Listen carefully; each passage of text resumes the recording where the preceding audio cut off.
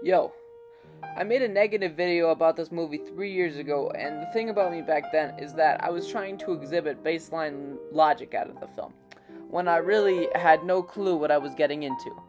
Anyway, Stanley Kubrick is oftentimes considered the greatest director to ever do it. Every one of his films feels different from the others, and he's a clear master in everything considered film. Whether it's shot positioning, dialogue, pushing his actors to the limit, his eerie scores included in most of his film, or his meticulous sense of important detail. I personally think he is one of the greatest minds in film, and one of the greatest minds that this world has ever seen.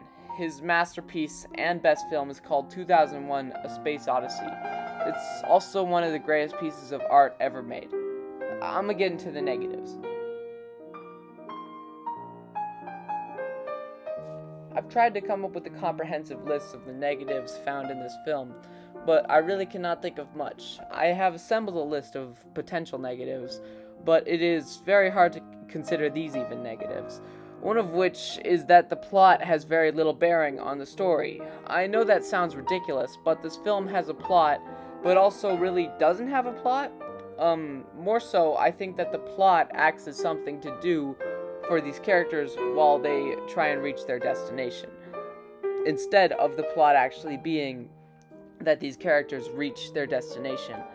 I actually think that this idea is very clever, and I will dive deeper into this in the positive section, but unfortunately this makes for a very simple story at a very slow pace, which is usually not how simple stories are told.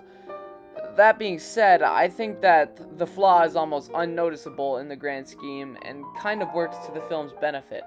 But my second critique would be that the characters are uninteresting to me. They feel just a little bit dull, but once again, I'm aware that the film really isn't about characters. It's about something much bigger, and thus I can absolutely excuse these flaws and even consider them nitpicks to the film.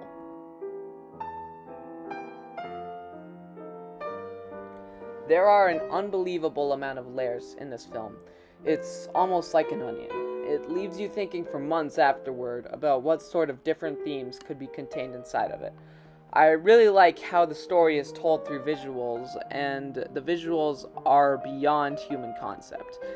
Every shot here has something that could be analyzed within it. The visuals in this film could be compared to some of the best pieces of art throughout time, and every frame of this film could be hung up in a prestigious museum. The attention to detail is almost inhuman. I think that this film so easily invests you into this world through the visuals, and it feels so crisp. I love the film's ideas presented following criticisms of artificial intelligence. It feels so impactful and so scary, and HAL 9000 works so unbelievably well as a main antagonist, as potentially the most powerful force in the picture. The dialogue, while limited, is impactful in every way. It provides tension when tension is needed, and works to establish the characters in multiple different ways. The sound design in this film is just so good that I usually wouldn't talk about it, but I had to make an exception here. Most of the film is Kubrick showing off his abilities with the camera under these fitting classical anthems.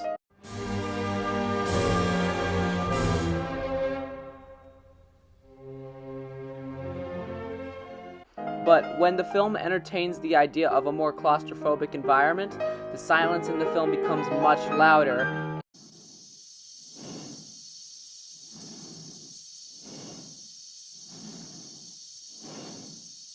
And then, in the scariest scenes, it's silent, which works because it's throwing the viewer into an uncomfortable state like the characters, as they are in space, an uncomfortable environment.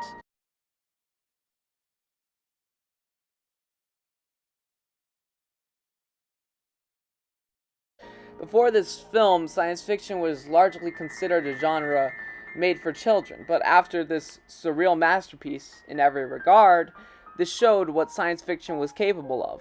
All of these positives, though, are nothing compared to the absolutely and utterly perfect last half hour. There are so many possible meanings that one could take out of this last part, and it's probably one of, if not the greatest sequence in the science fiction genre, or even cinema as a whole.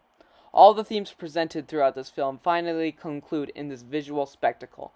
Every second of it is pure perfection and beauty. Every shot has a meaning as it flips through this character's life and tells one of the most beautiful stories ever told in fiction.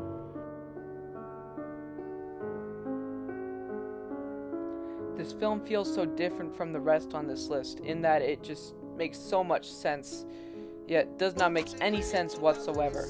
There are so many different interpretations of the film.